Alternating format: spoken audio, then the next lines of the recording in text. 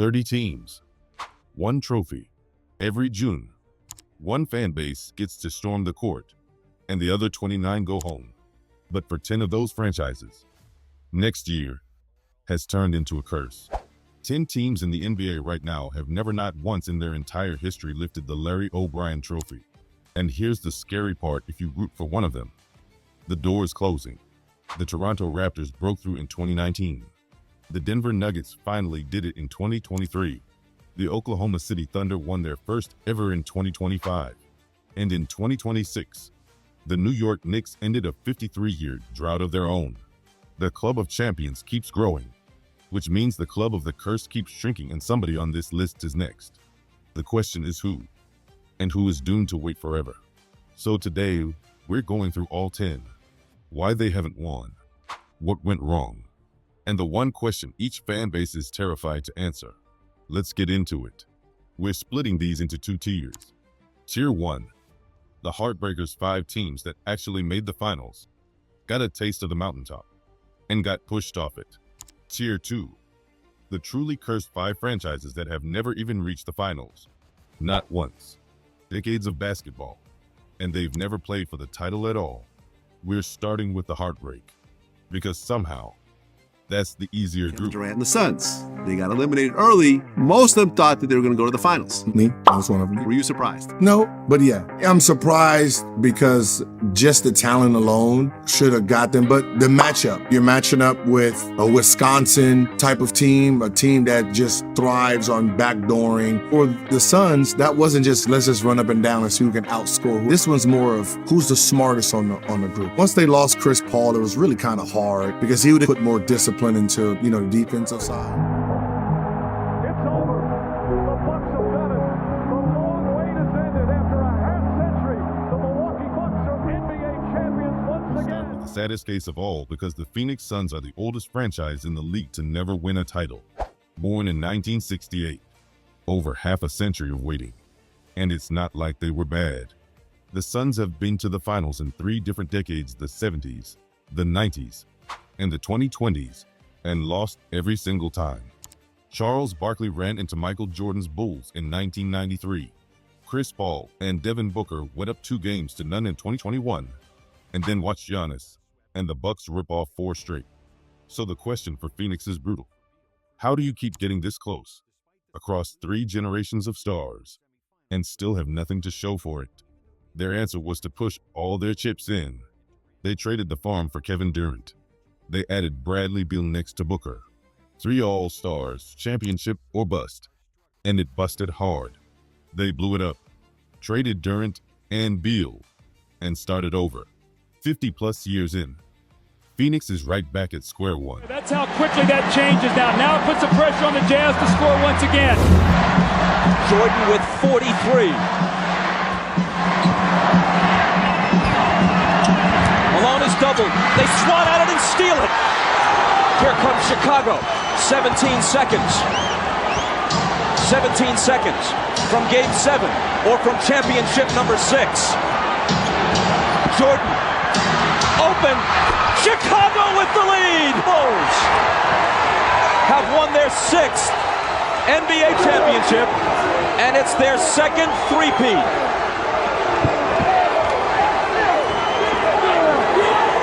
The most painful wrong era story in league history. The Utah Jazz had the greatest pick and roll duo the sport has ever seen: John Stockton and Karl Malone. 2 Hall of Famers. Over a decade of contention.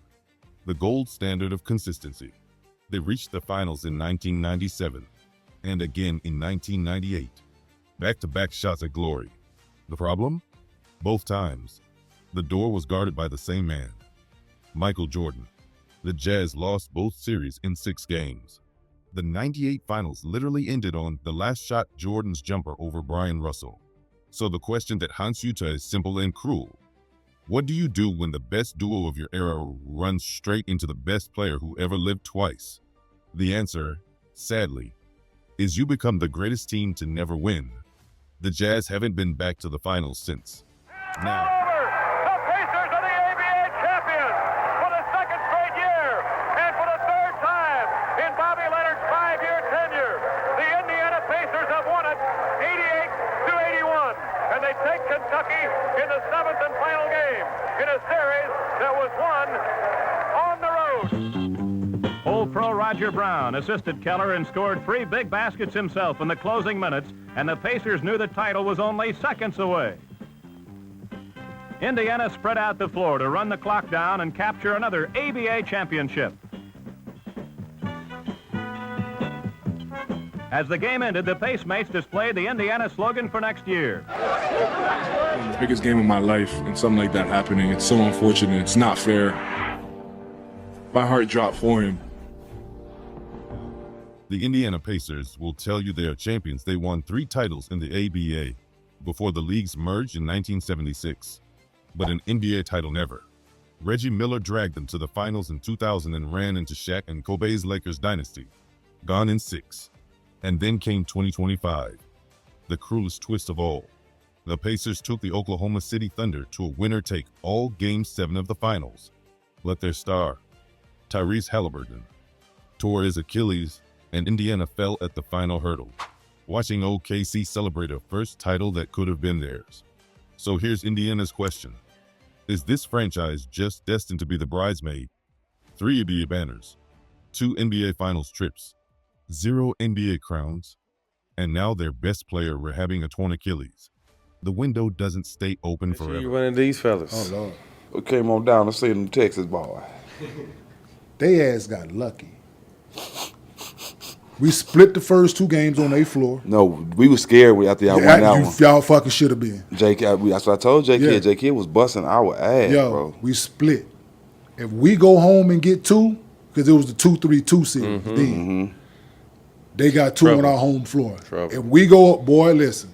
No, but Timmy was a problem. He took one to Jersey by him damn self. Hey, man. Some of the numbers he put up in that series, dog. Matumbo, we're talking about don't double. All right, they stopped doubling. This is why they doubling Matumbo. How you want it? Hook, crossover, fade away off the glass like Matumbo. They need to come. You can have it your way. Man, Matumbo, stop playing, bro. And blocking everything. He playing offside on me and on the ball on me. Like, he Brooklyn Nets might be the most self-inflicted story on this whole list. Like the Pacers, they were ABA royalty 2 titles with the most electric player alive, Julius Dr. J. Irving. And then, at the 1976 merger, drowning in debt, they sold Dr. J to the Philadelphia 76ers. They gave away a legend before they ever played a meaningful NBA game. It set the tone.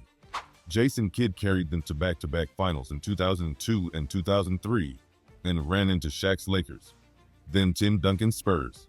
More recently, they assembled a super team of Kevin Durant, Kyrie Irving, and James Harden that was supposed to be unstoppable, and imploded in spectacular fashion, the whole thing undone by injuries, drama, and in 2021, Durant's toe on the line in a Game 7. The question for Brooklyn: why does this franchise keep getting the talent and never the trophy? After a 20-win rock-bottom season, they're rebuilding from scratch again. I don't like doing things that hurt me twice. When I got swept in Orlando, it was embarrassing. You dickhead, you could have got Orlando their first championship. People don't understand, like when we beat Chicago, we had 10 days off. I've heard this. You guys stayed in Orlando and partied, or you went elsewhere? I went elsewhere. Miami? No, Atlanta.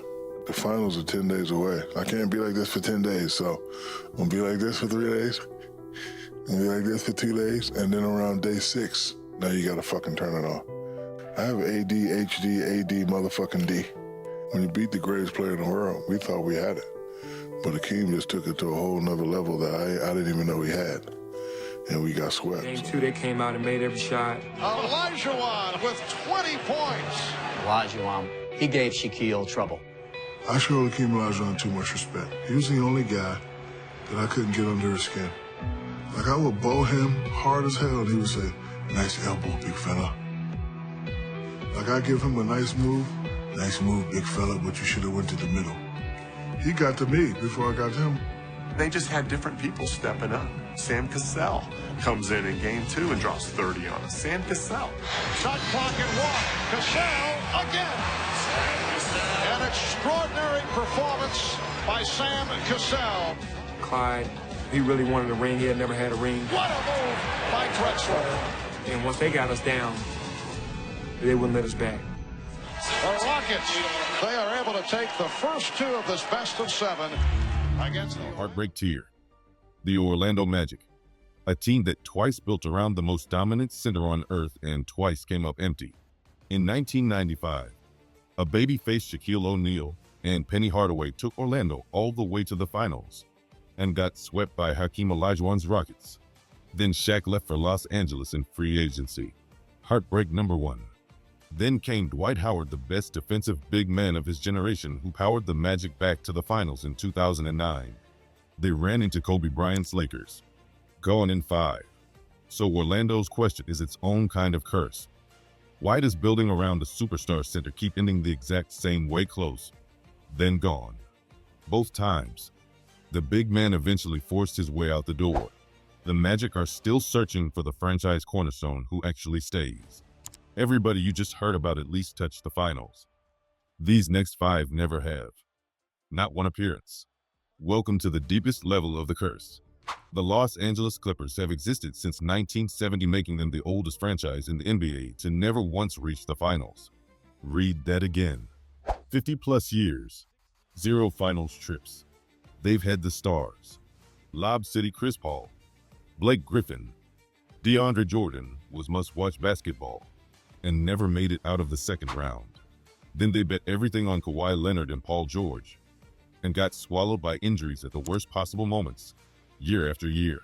The question fans whisper, are the Clippers actually cursed? Because at some point, decades of the same heartbreak stop feeling like bad luck and start feeling like something else. The Minnesota Timberwolves have one of basketball's saddest resumes, but maybe its brightest future. For most of their history since 1989, they were irrelevant. Kevin Garnett, an all-time great, got them to exactly 1 conference finals back in 2004 and never got the help he needed. He eventually had to leave to win a ring in Boston. But here's the twist. Anthony Edwards has changed everything. The Wolves have reached back-to-back Western Conference finals. They're knocking on the door harder than they ever have, also adding LaMelo Ball to the mix. So Minnesota's question is the most hopeful on this list. Is Anthony Edwards the man who finally ends it? They keep getting to the doorstep. They just can't walk through it yet. The Charlotte Hornets have never reached the finals since arriving in 1988, and here's the irony that hurts.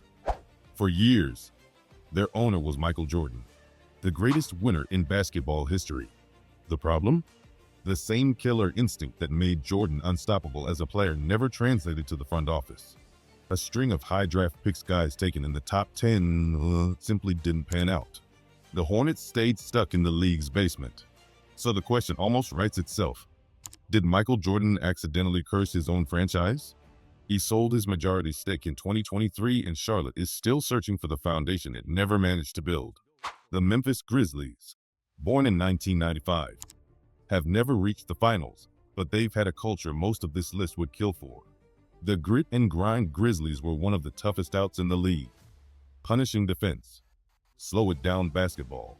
A team nobody wanted to face in a 7-game series. They just never quite had the top-end firepower to break through. Then came Morn, one of the most electric players the sport has produced in years. The kind of talent that can carry a franchise to the top. But injuries and off-court controversies have repeatedly derailed the momentum right when it builds. Morn ended his tenure in Memphis and was traded to the Portland Trail Blazers. Memphis's question, can grit alone ever win a title? And finally, the most star-crossed franchise in the league, the New Orleans Pelicans. Consider this. They drafted Chris Paul, a top 5 point guard of his era. Then they landed Anthony Davis, a generational big man. Then they hit the jackpot again with Zion Williamson, the most hyped prospect since LeBron. 3 franchise-altering superstars. And the result? They've never even reached a conference finals. Paul was traded. Davis forced his way to the Lakers and won a ring almost immediately. And Zion's career has been a heartbreaking cycle of dazzling talent and devastating injuries. So New Orleans gets the darkest question of all. How do you draft 3 superstars in 1 generation and have nothing to show for it? If there's a real curse anywhere on this list, it might live right here. So there they are, the cursed 10.